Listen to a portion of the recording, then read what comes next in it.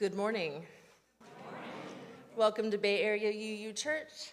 I am Reverend Katie McQuage-Loukas, and my pronouns are she and hers. Whoever you are, whomever you love, however you came to us today in your body, in your mind, in your spirit, whether that coming together is here in person or whether you're joining us online, you are welcome here. If this is your first time with us this morning, you are welcome here. And if this is your 500th time, you are welcome here, and we are glad that you are here. We open this morning with the words of the Reverend Dr. Rebecca Savage. As people of faith and wonder, we welcome in the delight of mystery, the awe of unfolding adventures, the expansiveness of what it means to behold mystery as a gift to the imagination. Too often we relax into routines, find comfort in old habits, and give in to the confines of our lives. In this time of worship together, may our hearts be nudged open to what may be. May our spirits be wrapped in curiosity to seek mystery and welcome her in. May our time together this day remind us to stay open, stay inquisitive of what we do not yet understand, and be inspired to stretch ourselves into new ways of being. Welcome mystery. Welcome into our hearts and our time of worship together. Good morning. I'm Verva Densmore, and I'll be your worship associate this morning. Wally Calloway will light our chalice this morning. Our chalice lighting words are those of Reverend Scott Taylor. Look, friends, to the sky, to the stars that dance like fireworks overhead this tiny globe on which we travel. Look to the horizon, to the tree line, to the expanse of wide open fields, to this living, breathing earth that makes our living and breathing possible.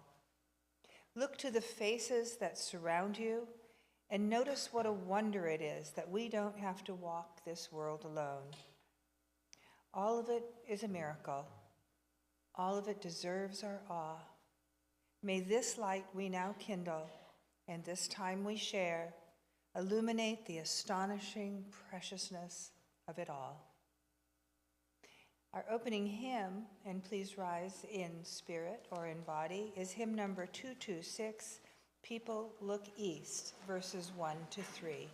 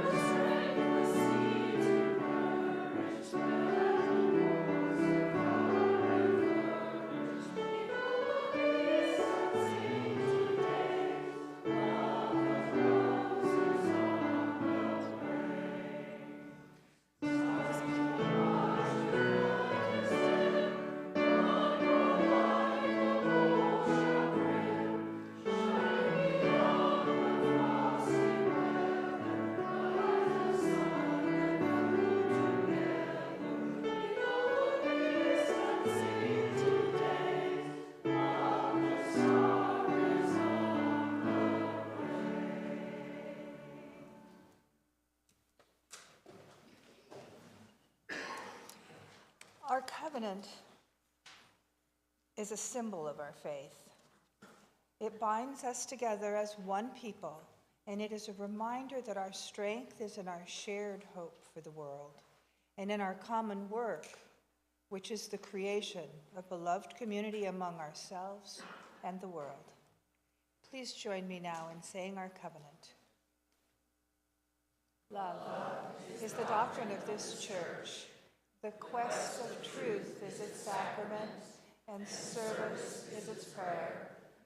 To dwell together in peace, to seek knowledge and freedom, to serve humanity in fellowship, thus do we covenant with one another.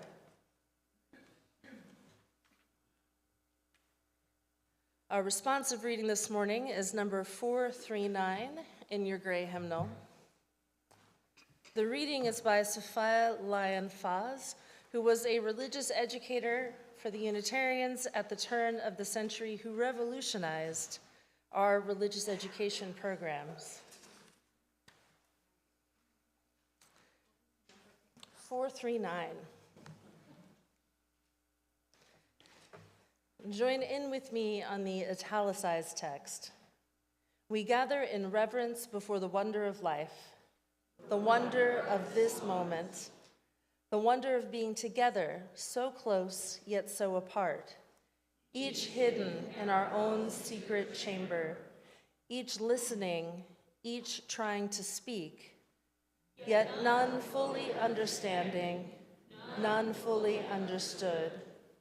We gather in reverence before all intangible things that eyes see not, nor ears can detect, that hands can never hold, that space cannot hold, and time cannot measure.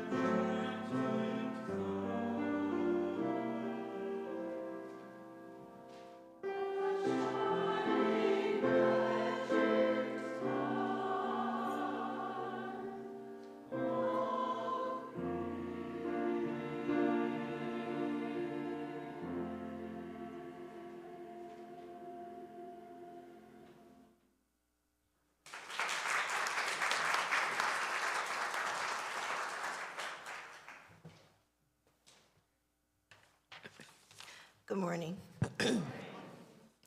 Our story for all ages today is hide and seek with God. Once upon a time, God said, I'm bored because I don't have anything to do. I want to play with my friends. And because God is God, as soon as the words were spoken, God's friends were there. When God saw them all gathered, God said, I've been bored because I haven't had anything to do. Let's play something. Good idea, said God's friends. What shall we play? God thought for a minute and then said, I know. Let's play hide and seek. The friends all said, yay. They knew that hide and seek with God was always exciting and different because God was the one who hid, and God always thought of wonderful places to hide. God's friends closed their eyes tight and counted to 10. And when they opened their eyes, God wasn't there anymore. So they all went off to look for him. One friend decided to look close on the earth and soon came to a meadow. As he was searching, he stopped to admire the tender new sprouts of green grass, pushing their way up towards the sun. And as he bent over to look more closely at the tender green, he realized there was something special and amazing and wonderful about it. So he jumped up and ran back to home base, calling out, I found God. God is green and growing. I found God in the grass. Another one of God's friends decided to look for him in the night. She watched the sun go down and heard the workaday noises stop and saw the lights in the houses go out. As it got darker and the peaceful night wrapped itself around her, she listened very hard, and then she realized there was something special and amazing and wonderful about it. And when it was so still that she could see and hear nothing at all, she suddenly jumped up and ran to home base, calling out, I found God. God is dark and peaceful. I found God in the night.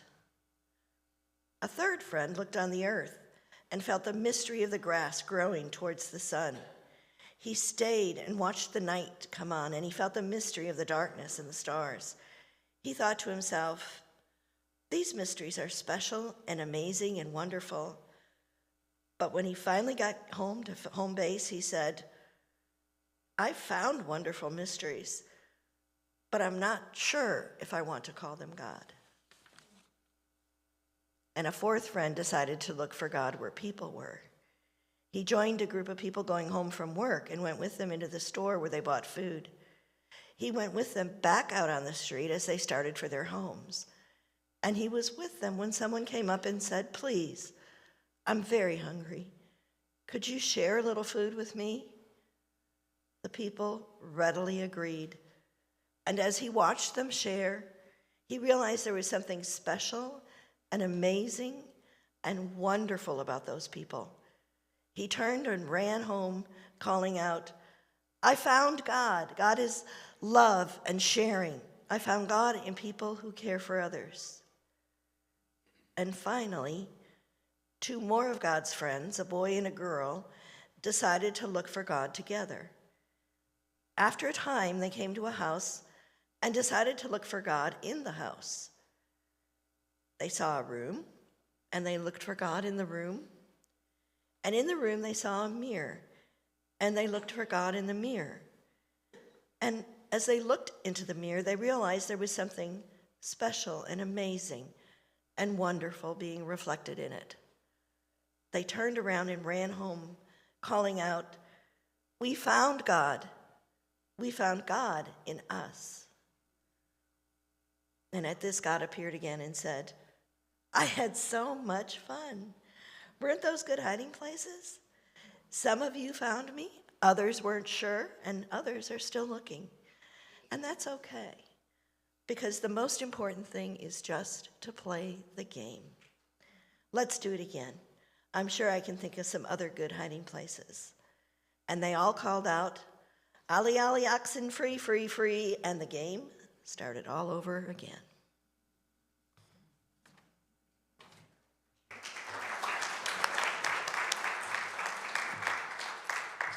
Kaylee will be our keeper of the flame this morning.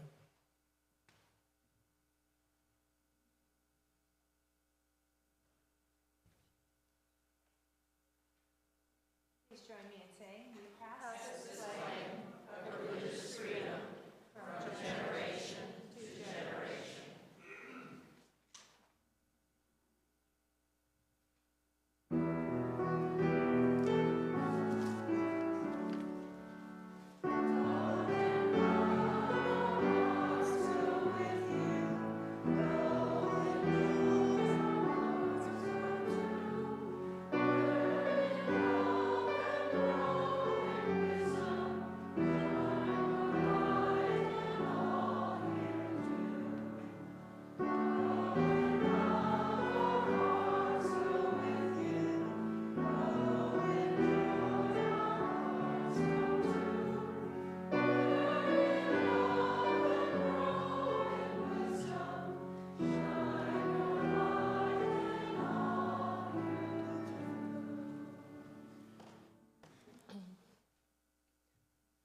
This morning we light 2 of our Advent candles. We relight the first candle of hope, and we light a second candle this morning for peace.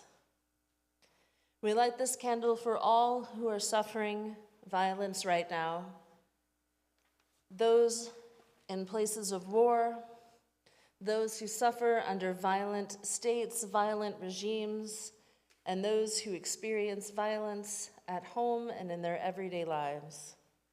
In a world of conflict, we hope for peace, a world where all may thrive. We also light a candle this morning for the Painter family. Joe Painter died on November 29th at age 91.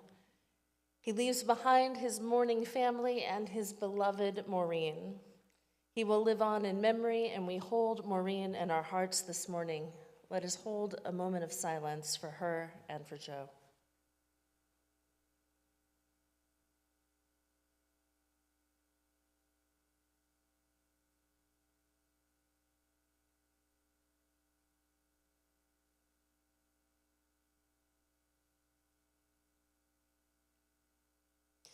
May his memory be a blessing. I invite you to come forward now to light your own candles for yourself, for a loved one, for hopes, for anxieties, for worries, for milestones and joys and sorrows, whatever you bring, whatever you brought in this morning on your heart, we will help you hold it.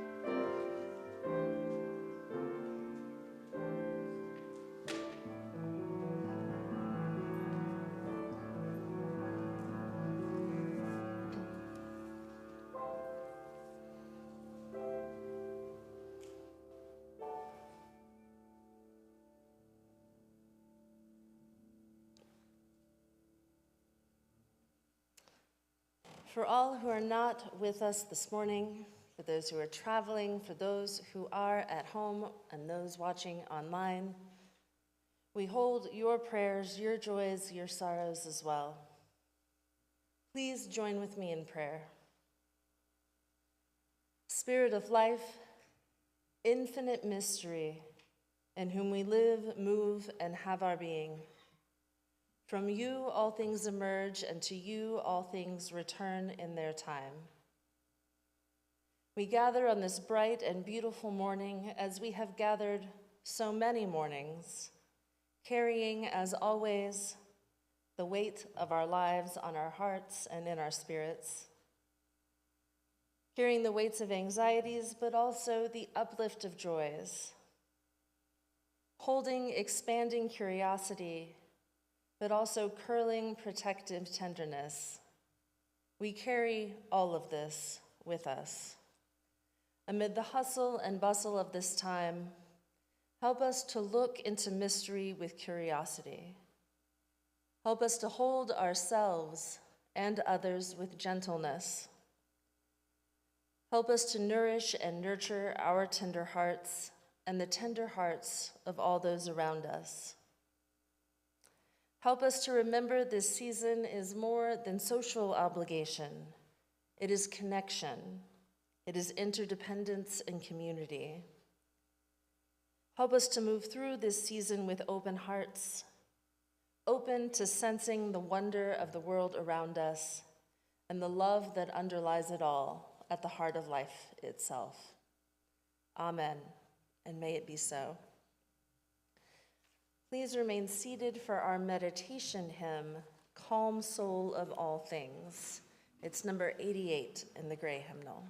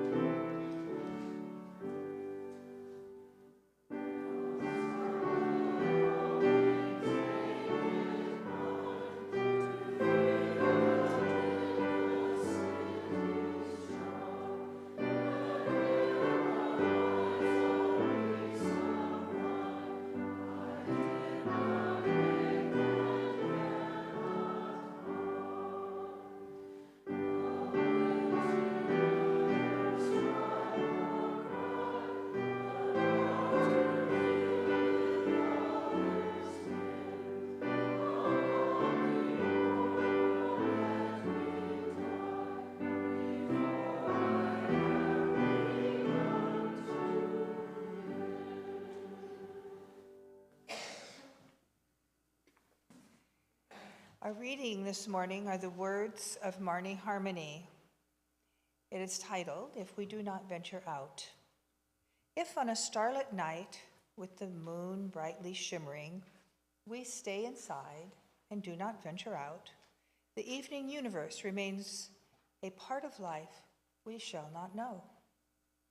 If on a cloudy day, with grayness infusing all and rain dancing rivers in the grass, we stay inside and do not venture out, the stormy, threatening energy of the universe remains a part of life we shall not know. If on a frosty morning, dreading the chilling air before the sunrise, we stay inside and do not venture out, the awesome cold, quiet, and stillness of the dawn universe remains a part of life we shall not know.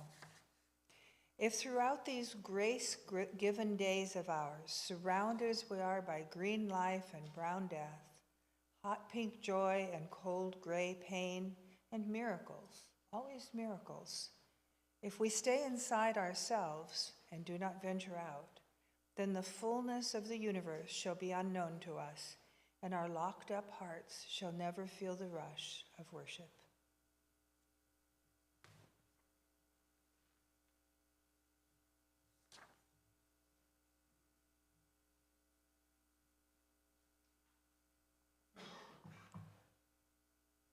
Once upon a time, there was a seeker, a wanderer. He had followed all the teachers. He had tried all the practices, and still he could not understand the great mystery of being alive and mortal, of why we are born and live and die. And so he sat under a tree and refused to be moved until he understood these mysteries.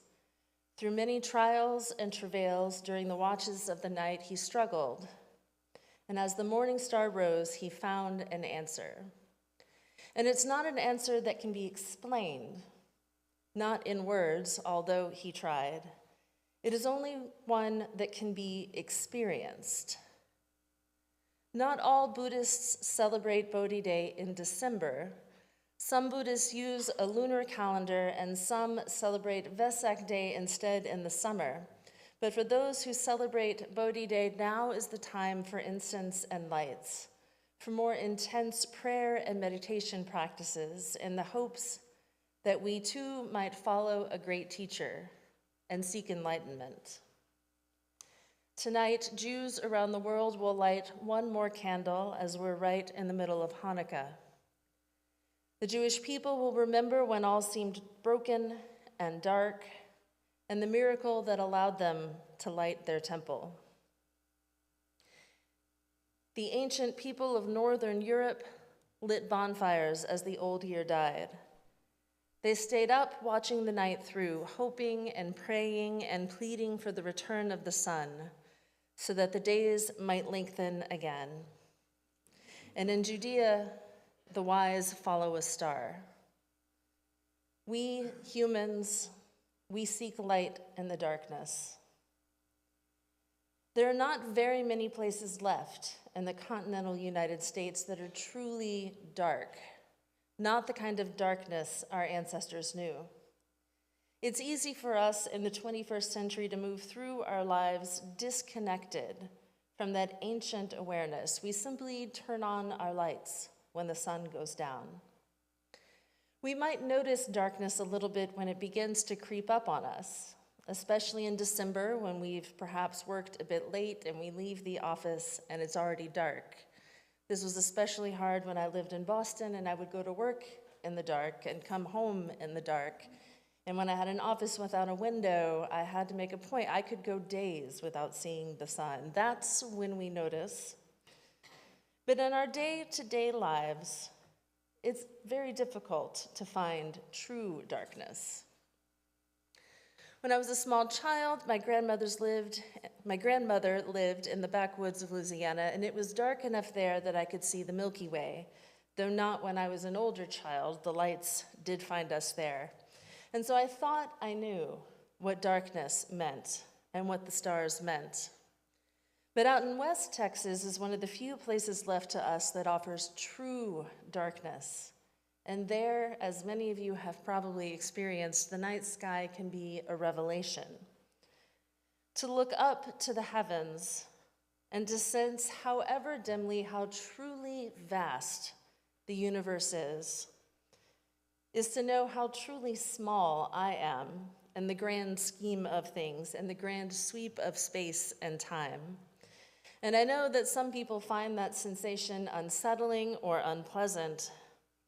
But for me, I think it's as close as I'll ever come to understanding miracles and those stories of enlightenment, that place where self and language recede to a pure experience of being.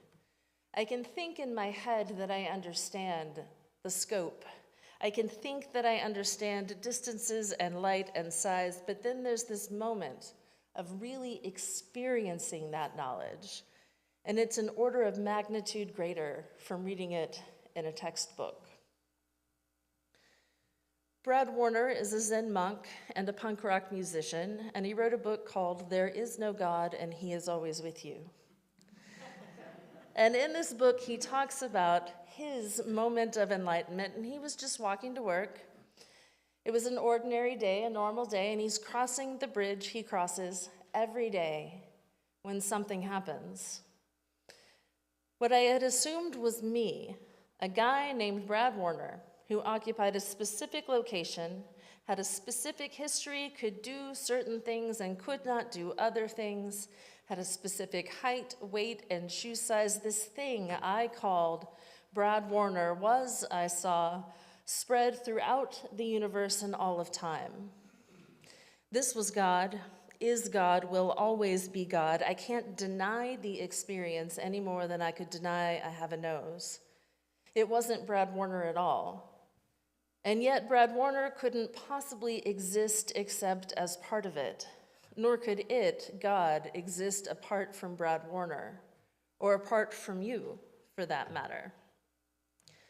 As a Zen monk, Warner isn't especially interested in delving into defining God. It's not really a relevant question for his spiritual practice, except to say that life is as much a fundamental component of the real universe as is gravity and energy and matter.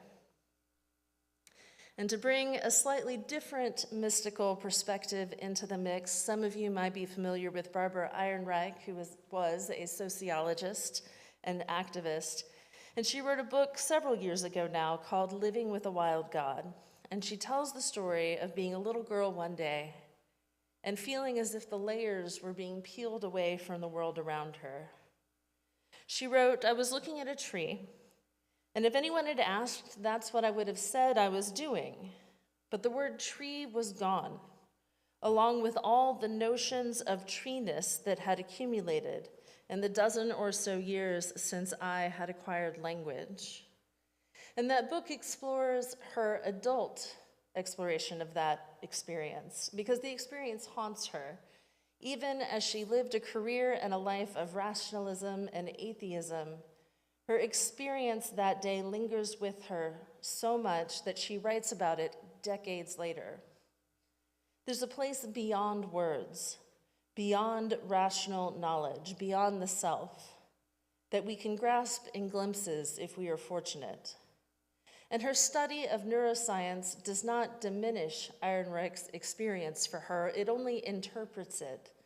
The experience itself and the way that it shaped her over the decades of her life remains. There's a narrative about our modern world that says that reducing everything to science, to theory, to machines, and to work disenchants it. Max Weber borrowed the term disenchantment from Friedrich Schiller and the German Romantic poets. And those Romantic poets were writing all of those poems about the old gods and about spirit moving through the world to try to re-infuse the world with magic. The Industrial Revolution and the Enlightenment almost immediately caused that reactive response in Romanticism, which is probably easiest to define by pointing at science and industry and saying whatever Romanticism is, it isn't that. It's purely responsive. It birthed our own transcendentalist movement and a series of pagan revivals, both within our faith and beyond it. Our religious tradition and the larger European American culture is full of people fretting about the effects of modernity and telling us all to go for a walk in the woods, which is a really great idea.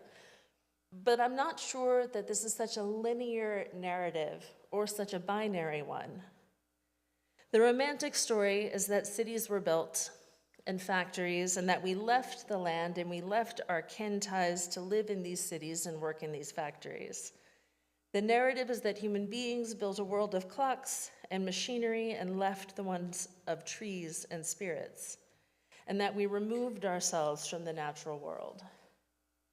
And this narrative of disenchantment would suggest that science itself strips away awe and wonder. But the accounts from Brad Warner, who was just walking to work one day in a city, and Barbara Ehrenreich, a journalist, a sociologist, a scientist, and even my own small moments of awe would suggest that science doesn't have anything to do with it. To understand the world more deeply does not preclude awe and wonder, and it might even enhance it and enable it. And what the story from 2,600 years ago reminds us is that this is actually a problem as old as time. It is all too human to be bogged down, to lose ourselves in the day-to-day, in our ordinary concerns, and to forget that we hold a place in a magnificent universe. Disenchantment is not about tearing the mystery apart. It's not about a process, it's something within us. It's in how we engage or do not engage with the world. To live enchanted is to be connected, to understand that we are embedded in something that is a living thing, a network of relationships and dependence. To be enchanted is to be open to awe and to wonder. I am very sure that disconnection predates capitalism and industrialism. And I'm very sure there are as many dreamers and mystics in the world today as there ever were. But I do think there is something to the idea that industry has dramatically increased our capacity to alter the world.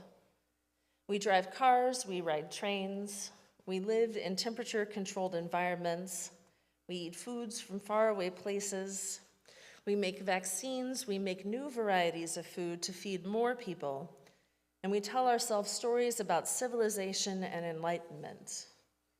Or maybe we tell a different story, and we point to disappearing wetlands, to factory farming, to overfishing, and we say that whatever civilization might be, we don't think it's progress, and we should return to a different lifestyle.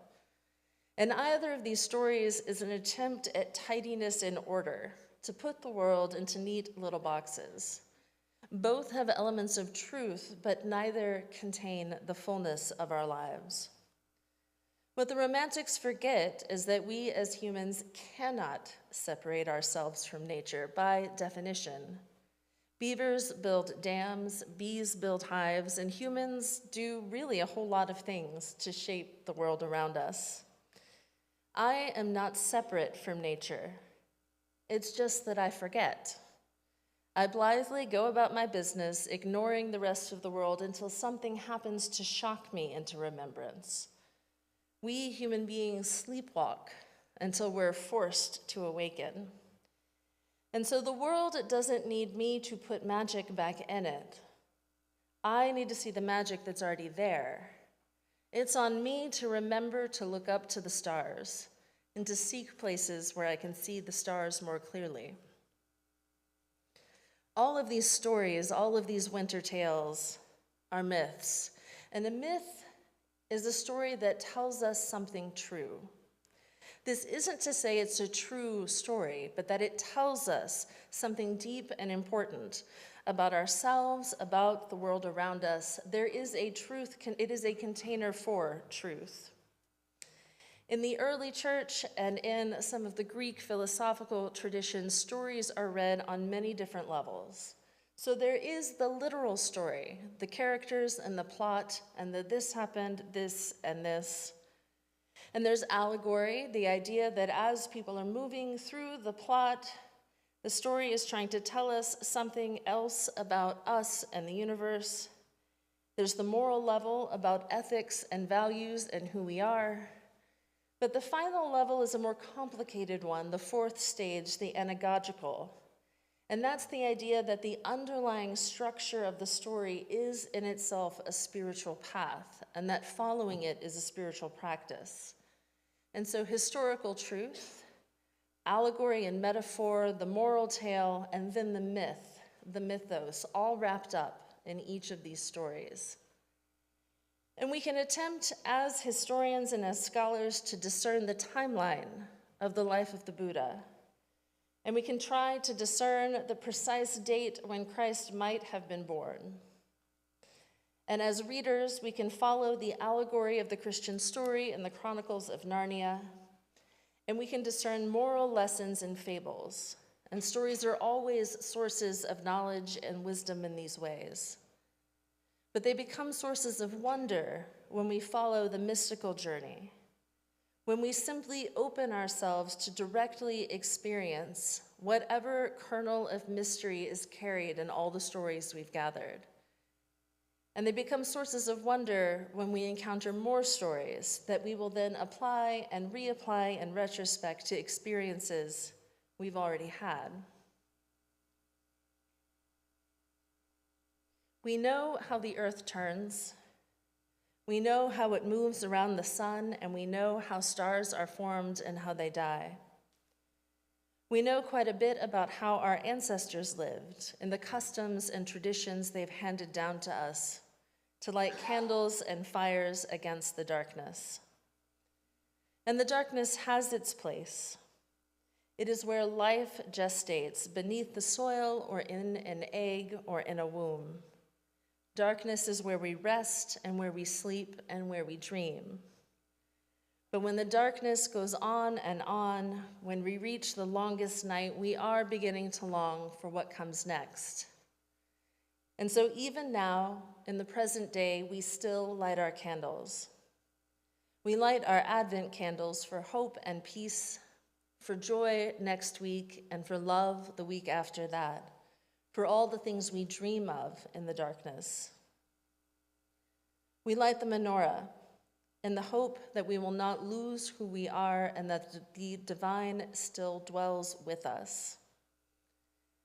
We light our bonfires to call back the sun, candles to reenact enlightenment. And we can know intellectually with our minds that these things have a complicated relationship to literal truth. And we can intellectually explore the metaphors and the allegories, and we can think about the lessons in these stories. And even after we have lit the candles and the bonfires, we know there are months of winter yet ahead of us. But these rituals and moments, these practices, they stir our spirits. They remind us that the days do lengthen. In experiencing the wonder of the Milky Way, we also honor and appreciate the darkness of the night sky and the new moon. And in these moments, we understand that we belong here, that we are of this place and of this moment. We remember our place in the grand and mysterious universe, that we all dwell in this place of change and growth, that we intersect with one another. When we are open to the stories of winter's darkness and winter's light, when we allow them to be mysterious and strange and perhaps a little bit irrational too, we open ourselves to experiencing wonder, to enchantment, and to a different kind of truth, the truth that comes from our experiences of wonder. And these experiences can be and probably will be mysteries, something we cannot quite explain in words. And they will carry us through the remaining months of winter. May those gifts of the season find you in the days ahead. May they nourish your spirit and offer the spark you need to keep your flame lit, so that you may, in turn, offer your light and your warmth to others.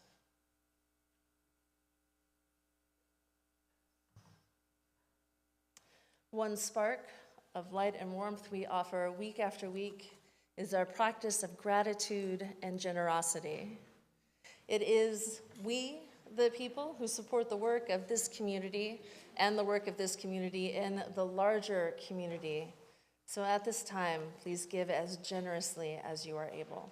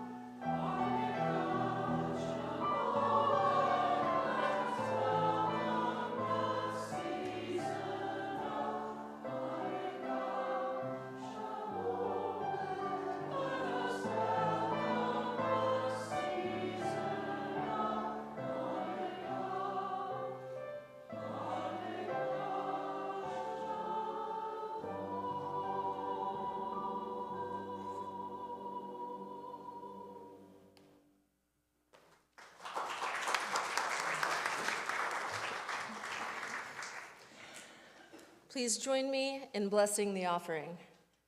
This gift from the abundance of my life blesses me, our ministries, and the world. And now, one of the most sacred sacraments of a UU church, the announcements. And that sounds like a joke, but this is how we live out our mission within our community and beyond it. My first announcement is the Interfaith Call for Peace service, and that is happening today at 4 o'clock at the Civic Center in League City. And I'm really, really hoping that we get a good contingent of folks from this church to go hang out with me there. I believe Gloria is going to be there, and Kathy Vance, and hopefully a lot of you as we join with our neighbors of faith to call for peace. My second announcement is that Bob Tomlinson, raise your hand so that people know who I'm talking about so they can come find you in a minute, is collecting a little bit of money this week and I think also next week for UNICEF, because UNICEF is really struggling to do the good work that we know they all do in Gaza. And we're going to raise a little bit of money to help them do that work. And now the rest of the announcements. 'Tis the season. We have lots of announcements. After today's service, families and children are invited to family-style potluck. Please bring a dish to share. After lunch, the children are invited to decorate cookies for the houseless in the kitchen while parents discuss parenting issue and parenting tips in Cockrell Hall. You can find all of the details in the insert in your order of worship. The Article 2 for Congregations Discussion Group will resume this coming Wednesday, December 13th at 7:30 p.m. And even if you were not there for last week's discussion, you are invited to be there for this week's discussion. The Women's Volunteer Holiday Luncheon, last I heard, still had a couple of spots. It's Saturday, December 16th at noon in Cockrell Hall, and it's always a lot of fun. So if you can be there and you haven't signed up, sign up. This Saturday, December 16th at 4 p.m., middle and high schoolers are invited for some serious fun. It's time for our youth to hang out together and play a game, and bring an appetizer to share if you'd like. Snacks will be served. Bring a friend. And help us brighten the holidays for some of our congregation. And I think you've seen them. We have those bags out there and cards, and we're trying to fill them with greeting cards for the people who aren't able to be here with us. And we're going to take along some gifts. So today's the last day to do that for the cards. Please take a minute and see who's out there and sign a card and put it in the bag. And if you can deliver any of these bags, let Lynn Young know and tell her whose bag you're willing to deliver and gifts. It's really important. We all try to get involved. Many hands make light work. After today's service, be sure to join us for coffee and fellowship in Cockrell Hall. We look forward to gathering together. And if you're interested in helping in future weeks to bring a snack, there's a sign-up sheet in Cockrell Hall. Finally, if you're not on our email list, go to bauuc.org and register, and you will get an email every Tuesday that tells you about these and many other activities that are happening in our church.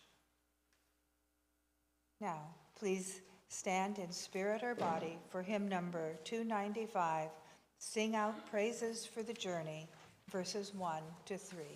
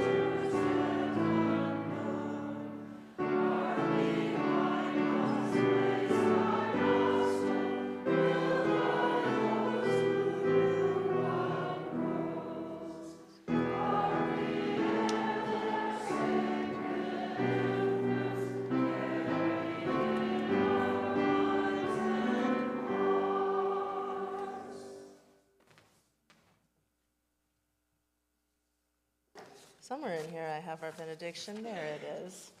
Our benediction is from Mary Eades. Like the cosmic dust following after a great Perseid meteor, we are the living remnants of time and all that has come to pass in its wake, briefly shining lights on the way to eternity. We are only visible to the naked eye for an instant. Take this moment to shine like the stardust you are. May the light of our time on earth shine to bless the world and each other. Shine, shine, shine. Go in peace.